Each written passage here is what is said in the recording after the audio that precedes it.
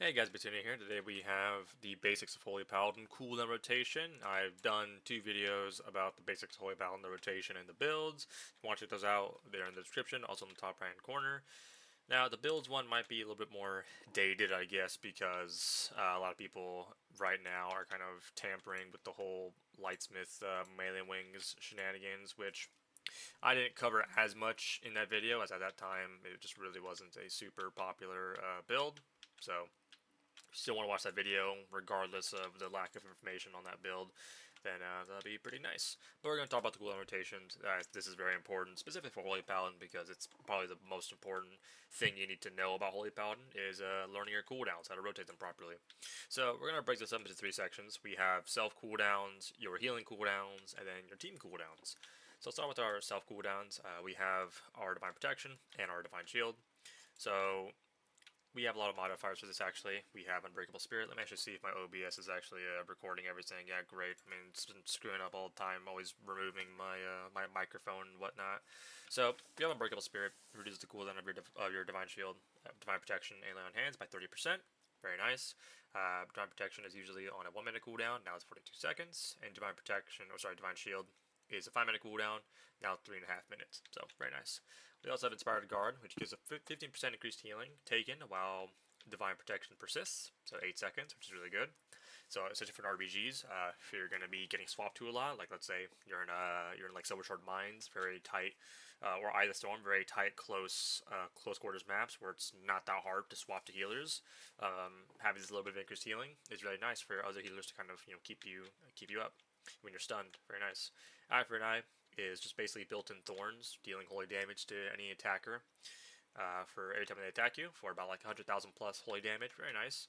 Again, lasts for as long as Divine Protection and Divine Shield persist, so really nice little bit of damage there. And then Light's Purification is some bit of healing through cleansing off the dots that you have on you when you Divine Shield. So 10% for each harmful effect that you have on you. I shouldn't say dots. Not all dots are considered. Not all harmful effects are considered dots, I should say.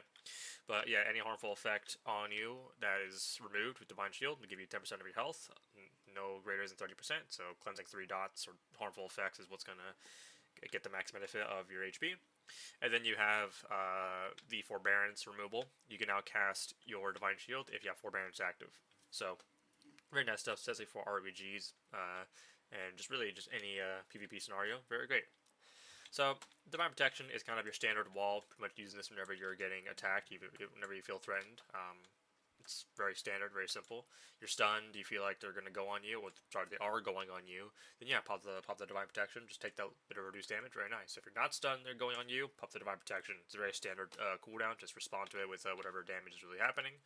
You don't really have to line Divine Protection up with like any like CDs, for example, like a lot of heavier cooldowns, like the Astral Shift or the Dampen Harm, the Diffuse Magic and whatnot. You want to match that with the specific cooldowns. You want to match the Diffuse Magic with the Soul Rod, Observer, or Dark Lair Go. You want to match it with the Divine Ascension or the Void Eruption and whatnot, or the Astral Shift with the with the Stone Bulwark matching against the Incarn or the Avatar Recklessness, whatnot. Divine Protection, you can kind of just use it whenever you're just being attacked with or without cooldowns. It's just a very short cooldown, so you're going to get it back very quickly. So, very nice little neat defensive ability here. Now, Divine Shield's pretty interesting. We actually have a bit of a dilemma, a bit of an issue that people of all Holy Paladins, no matter how low or high you are in Holy Paladin, they've died to the overlapping of your Trinket and your Divine Shield. So, Divine Shield, the standard use for it is just simply using it to protect yourself. You're facing lethal damage and you can't heal through it. Divine Shield, it's your defensive. Use it in that direct scenario. Now, there are some situations where a lot of Holy Paladins overlap their Trinket and their Divine Shield. So, Holy Paladin's kind of interesting. I like to say it's like the kind of full embodiment of the quote from Spider-Man: with great power comes great responsibility. We have the great power of having Divine Shield. This is basically a second outing for us. We have Trinket, which frees us from all loss of control effects and whatnot. Divine Shield does the exact same thing, except grants us an immunity for 8 seconds. You know, it's great power, but if you misuse it, you're screwed. You know, you're wasting the gift you've been given by having Divine Shield. So that's kind of what I'm getting at. We want to separate the usage of our Trinket and our Divine Shield. The Trinket is the lesser of the two. You know, Divine Shield, technically in any situation that you would use a Trinket, is the quote-unquote better option, but it's not necessarily the right option, where it's like you wouldn't want to actually use this in terms of pure efficiency of how you want the game to play out. You wouldn't want to bubble before your Trinket in that specific scenario. So let's kind of make it a bit more specific, I guess, or kind of make it in better terms you can understand. There's a criteria that I like to kind of put out for that will help distance the Trinket in the bubble usage. So the criteria I'm kind of listing here for the separating of your Trinket and your Divine Shield is 2 things. One is the comp you're facing. If you're facing a comp that is very light on CC, doesn't really have any consecutive CCs that are really trying to chain you to kill you, like for example Ret War, all they have is Stormbolt and Hodge. Yeah, they don't really have any real consecutive CC, is what I'm saying. Versus comps where they have a lot of CCs. Let's say the Rogue Mage, the Rogue Log, the Jungle, a lot of consecutive CCs that they can just kind of chain follow up to ensure they kill you, or at least force something. You know, that's one of the criteria that kind of dictates the usage of your Trinket or your Divine Shield. The second one is the comp you have. If your team is able to stop goes, you know, with disarms or roots or CC or other utility to help you, like a rescue from a dragon or a portal from your warlock, you know, the ring of peace from your monk, whatever it is, you know, the comp that you're facing, are they able to shut down the enemy go? So that's the criteria I kind of have to separate the usage of my Trinket and my Divine Shield.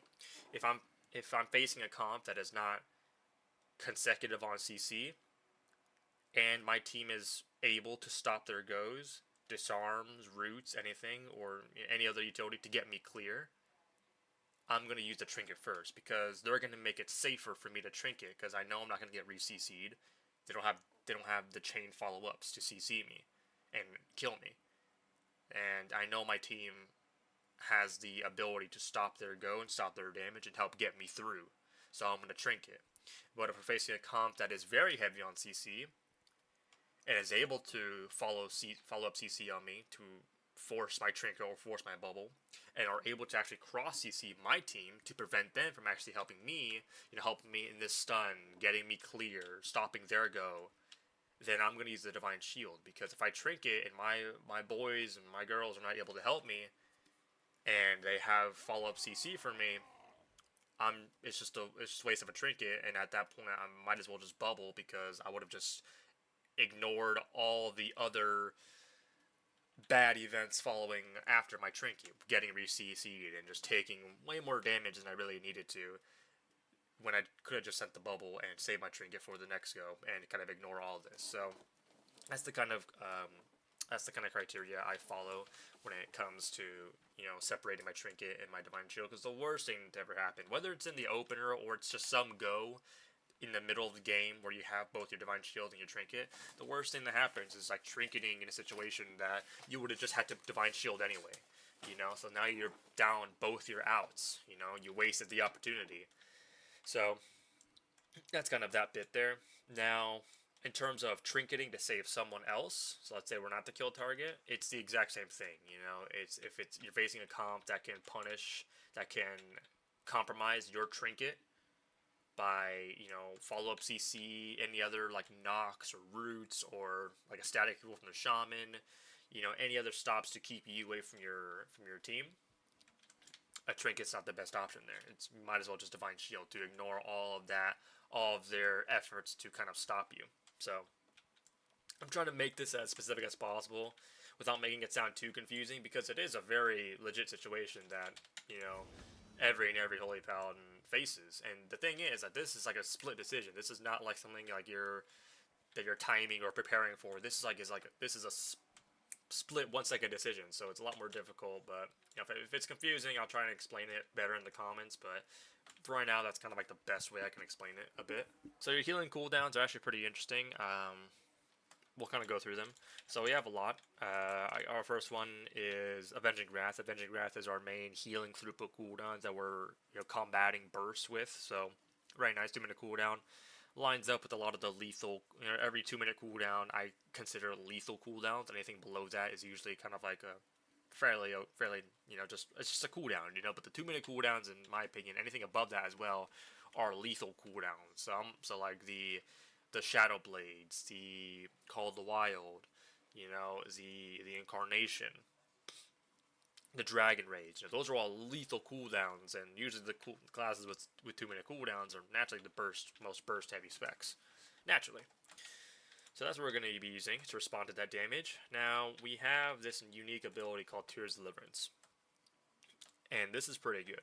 So Tears Deliverance is a 1.5 minute cooldown that lasts 20 seconds, heals up to 5 injured allies every 0.9 seconds for like a little bit of healing. We don't care about that little bit of healing. What we care about is this last bit here.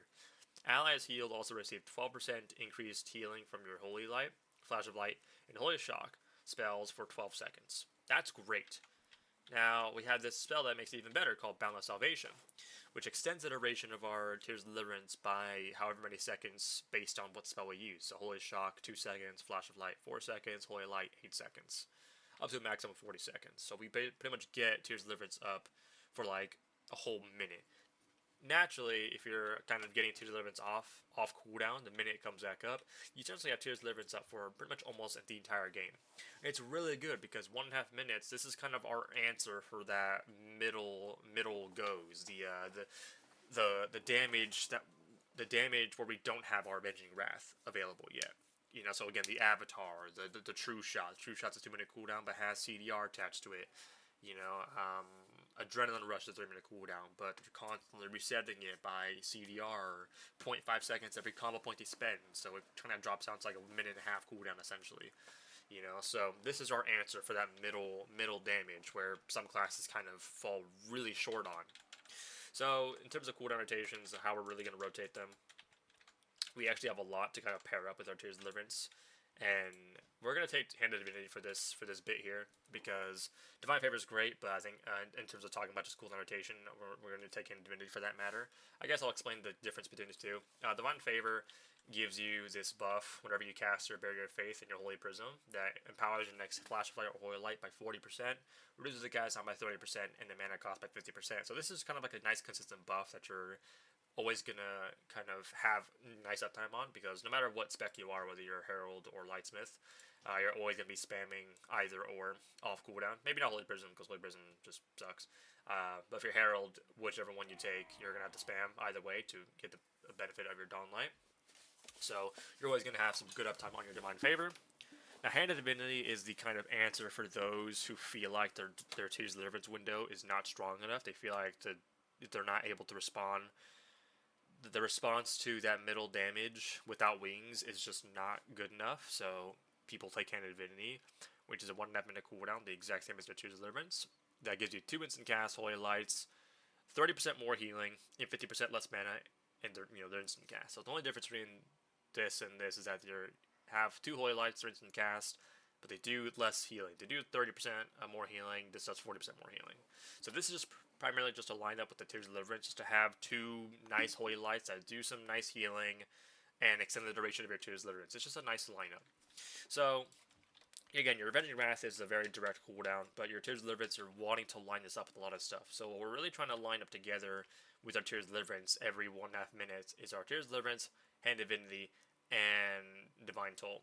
So naturally, when the game starts, right before the gates open, a second before the gates open, I'll pop my Tears of Deliverance, and then once the gates open, my Tears of Deliverance should be popped. And then when I'm going in here, I would naturally want to Hand of Divinity, but if it's a comp where they're kind of waiting out the opener, again, it's not like a standard melee cleave where they're kind of just like gonna run in here like, okay, we're gonna hit you hard, we're gonna initiate the fight. If it's like a jungle cleave that's just gonna wait a little bit, then I really wouldn't pop Hand of Divinity that quickly because it lasts very short. I'm pretty sure it lasts like maybe like 15 seconds, maybe 20 seconds even, but it lasts pretty short. So if the game kind of gets stalled for like that first 20 seconds, then it kind of just goes to waste. So I'll kind of hold off on it until I know that we're going to be initiating a fight. But yes, I'll pop Tears of Deliverance out first, followed by Hand of Divinity, and then I'll get a Divine Toll. Now, with this, I'm going to get a lot of seconds off my Divine Toll, and the reason why I'm pairing Divine Toll up using it on CDs, because it's a 45-second cooldown, gives me a lot of healing itself, but also gives me duration increase on my Tears of Deliverance because of the Holy Shocks I get from Boundless Salvation. So you cast 5 Holy Shocks with Divine Toll. That's about 10 seconds in Divine Toll self, and then Rising Sunlight will give you 2 Holy Shocks that will cast 2 additional times. So that's 6, so I'll get pretty much 12 seconds off of my next 2 Holy Shocks empowered by Rising Sunlight. But also the reason why is because we're trying to line everything up with Tears of Deliverance. We want to make sure that everything is coming together every 1.5 minutes. My Tears of Deliverance, my Hand of Divinity, my Divine Toll.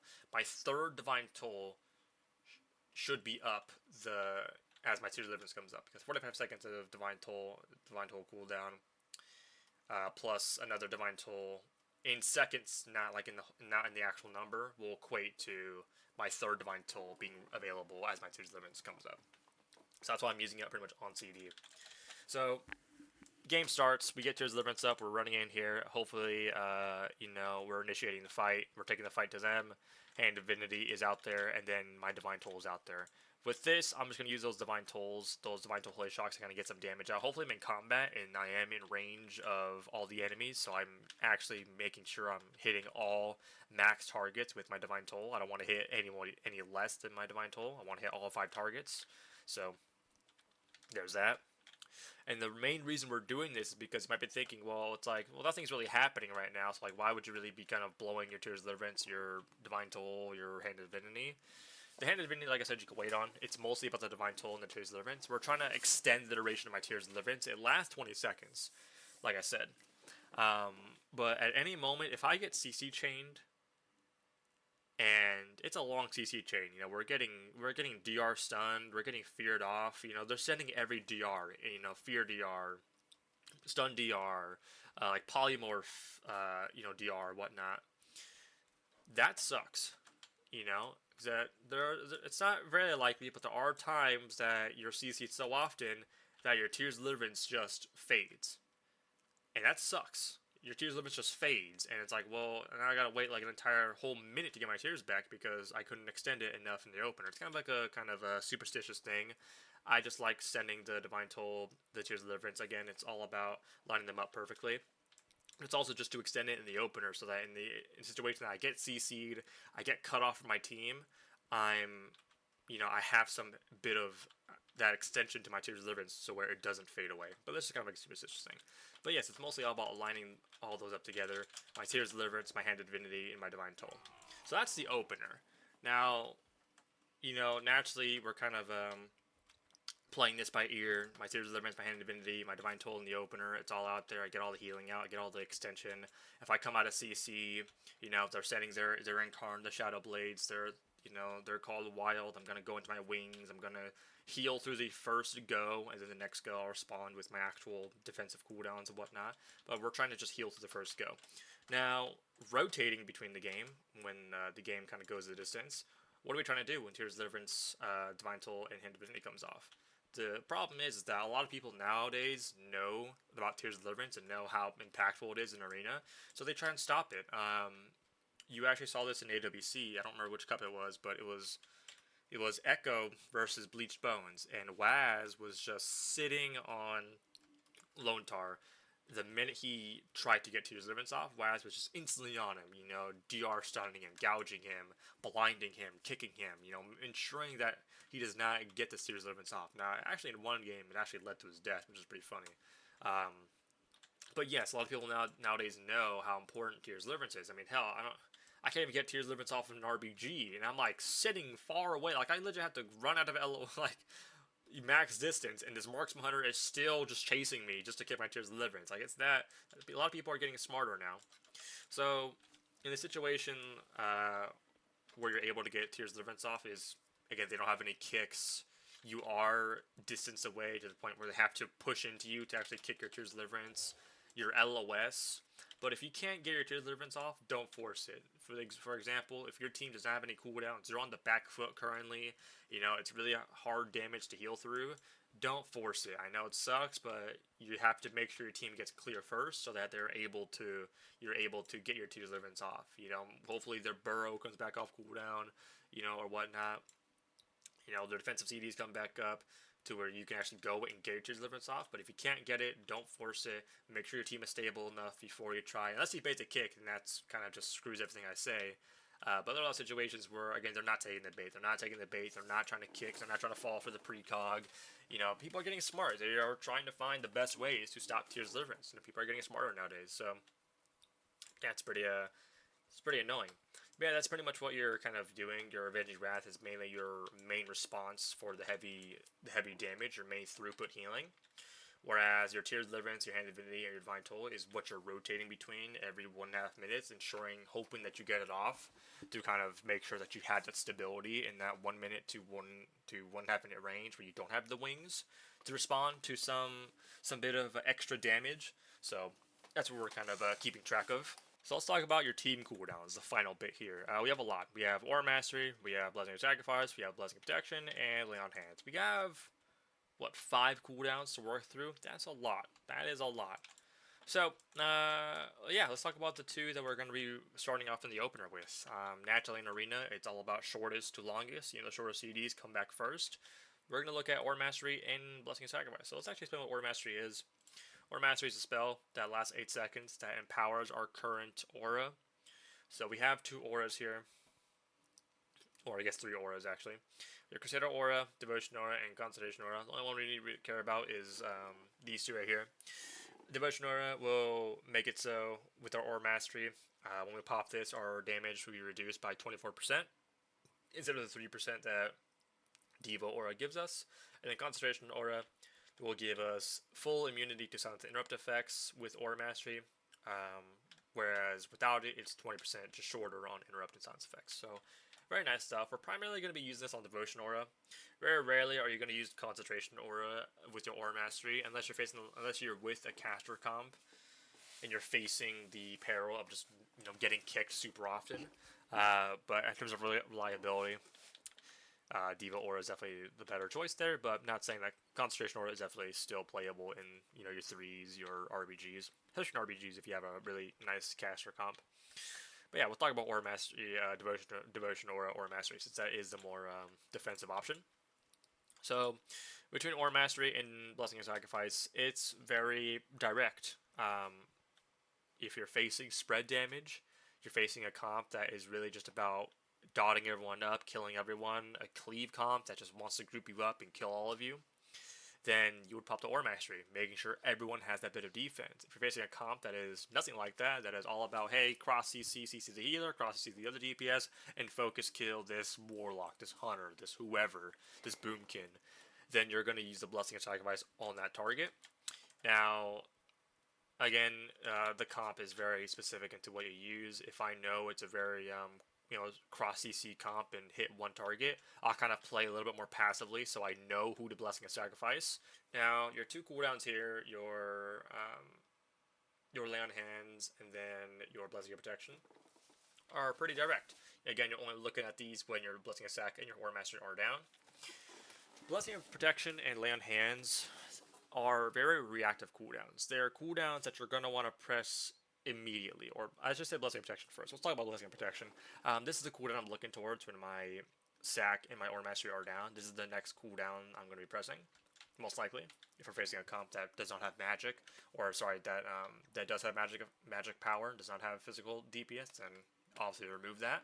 But yeah, we're facing a comp that has physical damage. We're looking at Blessing of Protection for our next answer when Aura Mastery and Blessing of Sacrifice are down. So again, complete immunity to physical harmful damage effects for 10 seconds. 4-minute recharge, 2 charges, very amazing. It's all about the reaction. There are a lot of people that will kind of, like, let's say it's Incarnation. Let's say it's, again, the really lethal cooldowns, the Shadow Blaze, the really lethal cooldowns. A lot of people think, especially when you don't have wings available for it, they will try and like blessing your protection like the last second. Like, oh, when you fall below like 30% HP, I'll blessing protection you.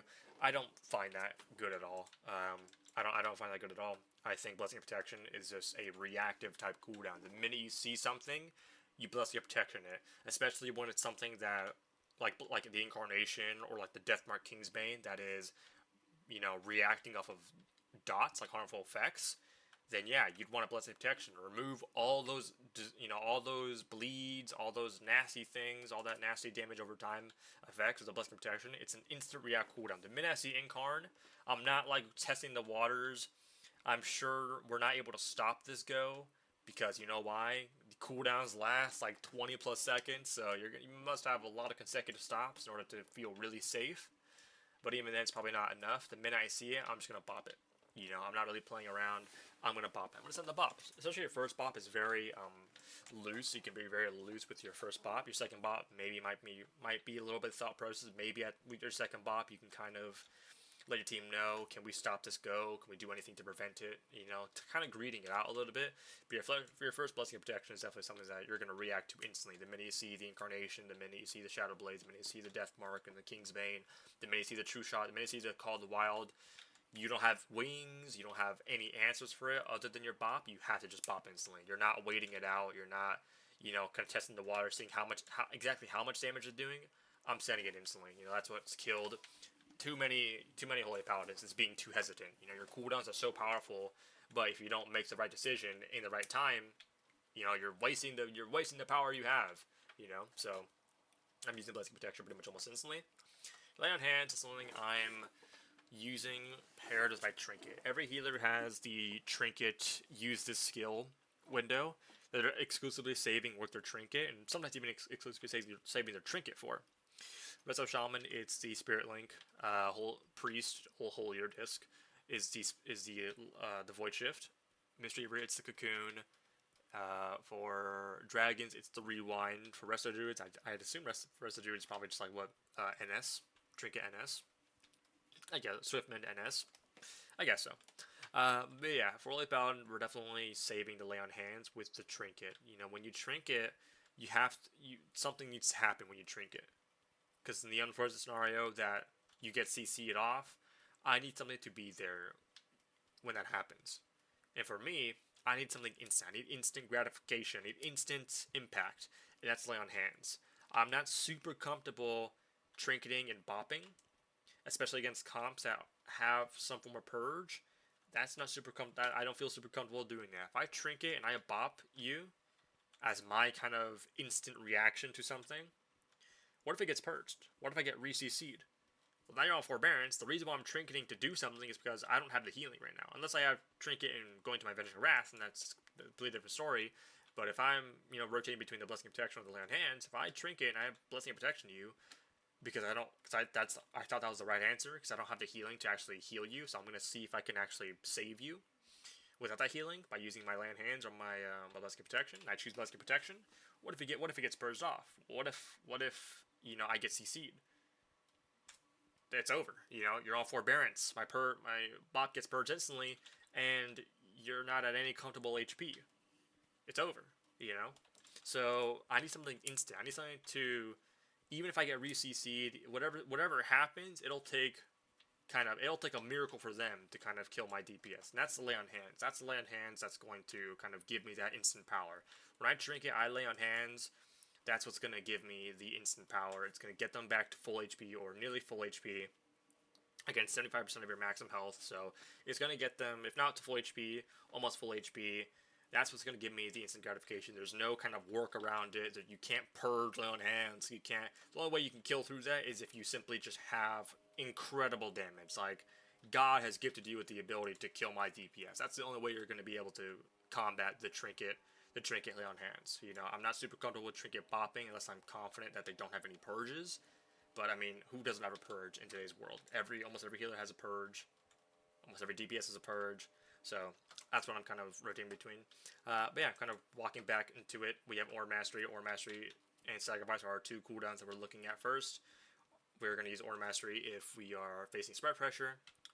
if we're facing single target pressure, we're gonna use the Blessing Sacrifice, and whichever one you use, you'll have the other one to respond with later.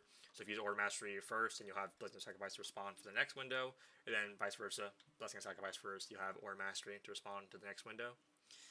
And then Lay on Hands. Lay on Hands is Blessing Protection. I'm kind of using Blessing Protection as my instant reaction to lethal damage. You know, again, the Incarnation, the True Shot, the Call of the Wild, any other nasty physical bit of damage. The Serenity. So this is going to be my instant reaction to that. And then my Lay on Hands is going to be my answer for my Trinket. You know, that's going to be my, if I don't have wings and I can heal through it, it's most likely going to be my Trinket into my Lay on Hands. That's going to be what I'm going to be pairing the two up for. If I don't have Trinket available for my Lay on Hands, then, you know, I'll Lay on Hands. If I'm not stunned and they're still taking that much damage, then yeah, I'll Lay on Hands without my Trinket. It's not a big deal at all. But primarily, if I need a Trinket, I would like to have Lay on Hands available for that situation. But yeah, that's kind of the whole bit there. We'll kind of leave it at that. We went over the self cooldowns of your Divine Protection and your Divine Shield. We went over the healing cooldowns of your Avenging Wrath, your Tears Deliverance, and your Hand Divinity, Divine Toll.